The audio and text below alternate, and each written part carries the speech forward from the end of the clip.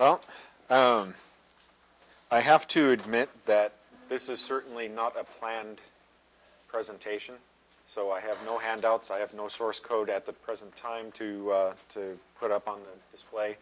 And I was planning on actually hooking this thing up to our VGA projector.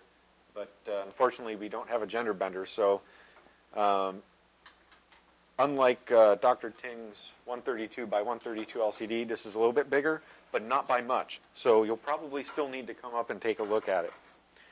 Let me go out and denoise the video signal here.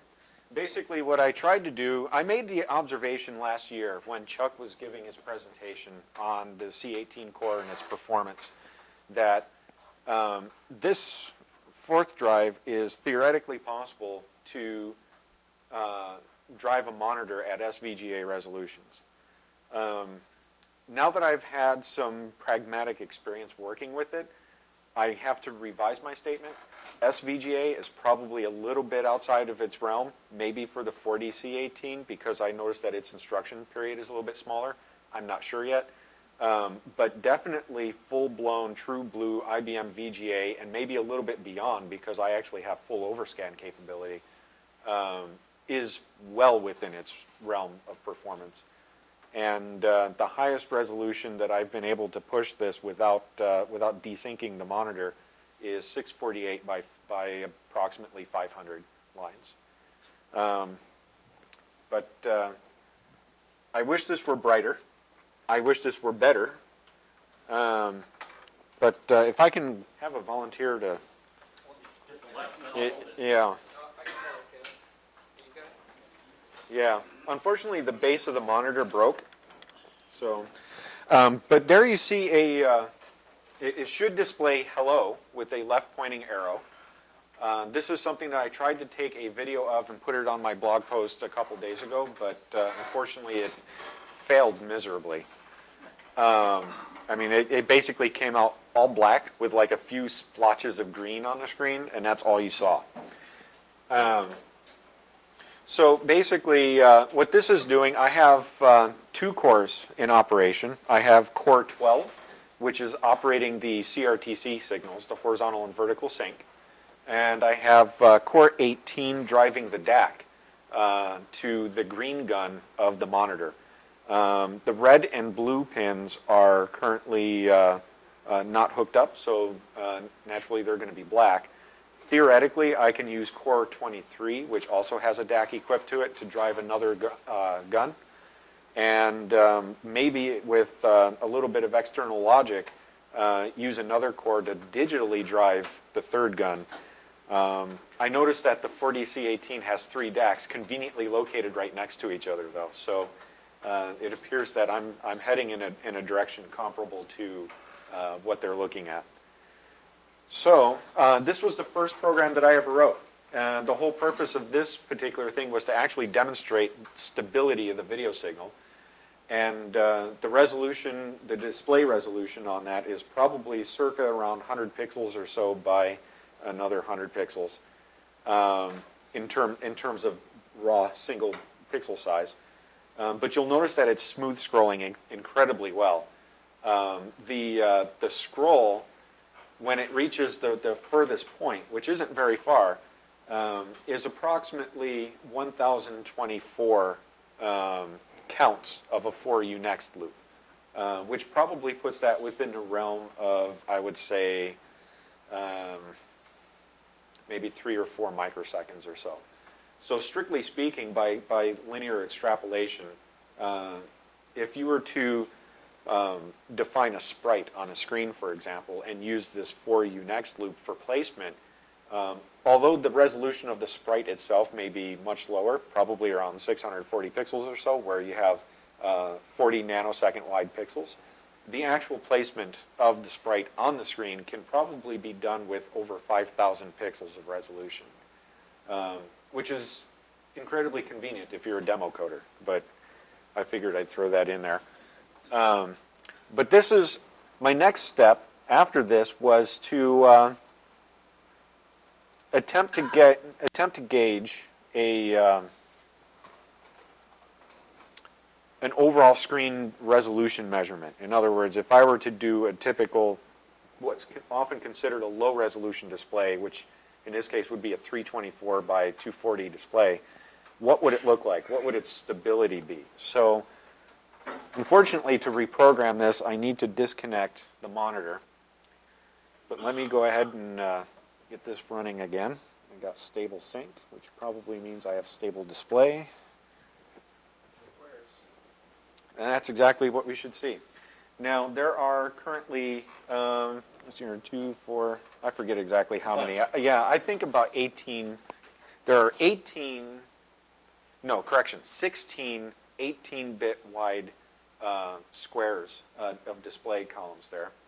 And the lines are all single pixel lines. So again, it's about 324 by 240 in resolution. The vertical resolution is doubled by scanning the same horizontal scan line twice. So I can rather trivially double the vertical resolution simply by taking that duplicate code out. But horizontal resolution is primarily determined by adjusting that for you next loop in Core 18 again. And once again, this is in order to achieve a more stable, more impressive display. This is actually using 4 cores. Core 12 again is the CRTC, and Core 18 is your dot shifter.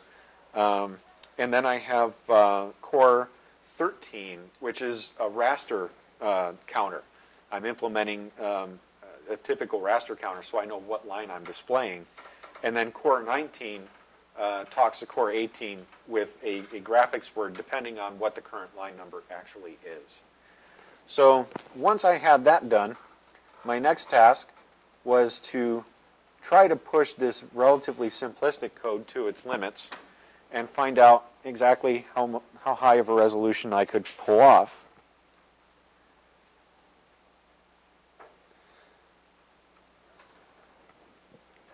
And this should have approximately, yeah. So the resolution on this, if it looks like a dull greenish gray screen, that's because the resolution is high enough where the green is mixing in with the backlight of the monitor. So I apologize for that. The monitor is not terribly all that great, but it was free. And free is good.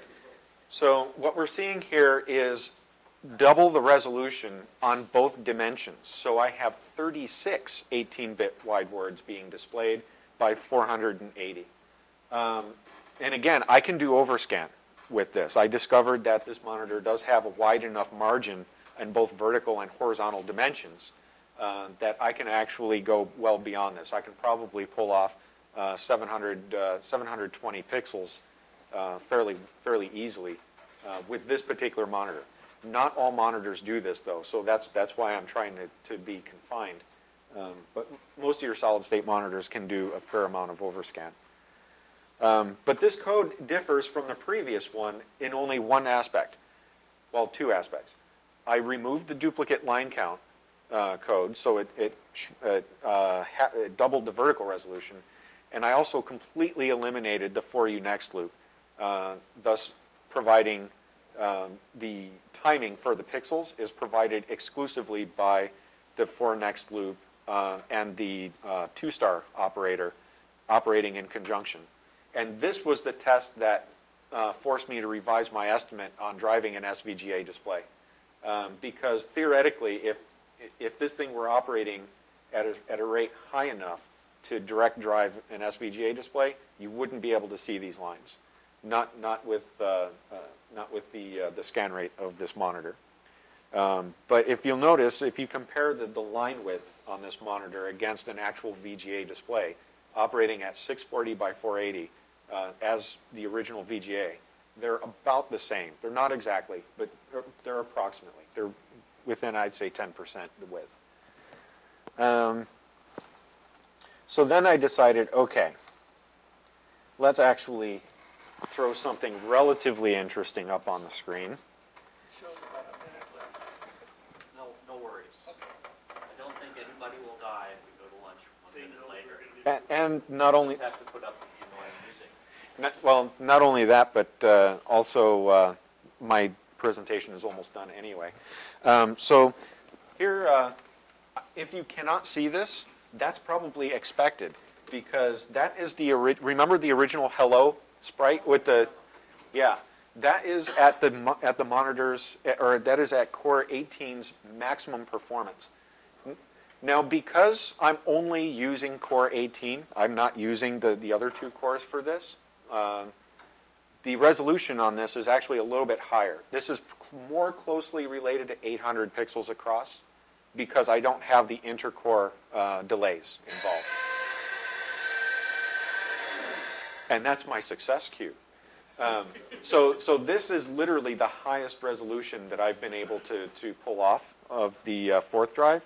Like I said, this is approximately 700 pixels or so based on timing measurements I've made on the, I have one more actually, if that's okay. So then I was like, you know what? Just displaying hello world is probably not terribly all that interesting. So I decided to do one thing even better than that.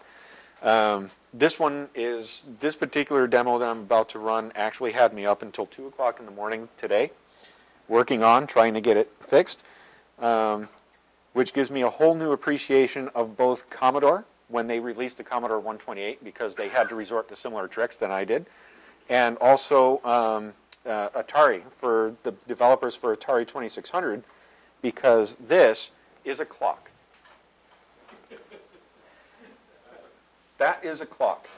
And the graphics on this are incredibly simplistic because I just didn't have enough time to finish it. But this is your seconds column, this is your minutes column, and this is your hours column. And it always starts out at 12 o'clock, just like a VCR does. And you may need to come closer to see it. But basically, it's very smooth scrolling. And We can all have a look in a couple of minutes when we break for lunch. yeah, I'll I'd just like to go to questions. I'll just leave this running. But oops, we lost it. But basically, that particular demo took up probably around 11 of the 24 cores. And it worked. And it worked at 2 o'clock in the morning. Up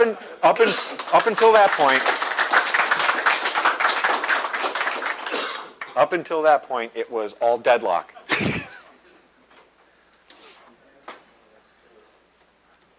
Yes. So in essence, what you're saying is, with enough cores, you literally could build your own video controller. Oh yeah, yeah, definitely. And You literally compete with NVIDIA if you wish. well, you know what? If you have a circuit board with maybe 9x9 matrix of these things, I'm sure that you can systolically process display lists and get polygon transformations and so forth. And you can probably work out a pretty nice 3D graphics environment. But realistically speaking, I'd probably just go with the NVIDIA chip because it's a whole lot smaller and it draws a whole lot less power. Yeah,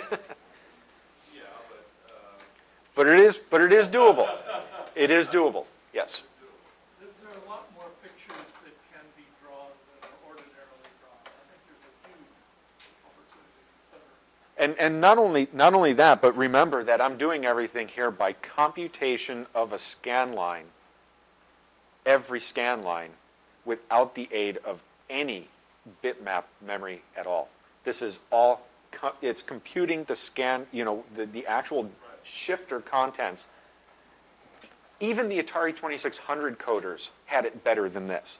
This is, when I was telling Chuck today, this is some of the hardest coding that I've ever done in my entire life, period, without question, because I had to deal with variances in instruction execution rates, which being an asynchronous core, a set of asynchronous cores is a natural occurrence. It's going to happen.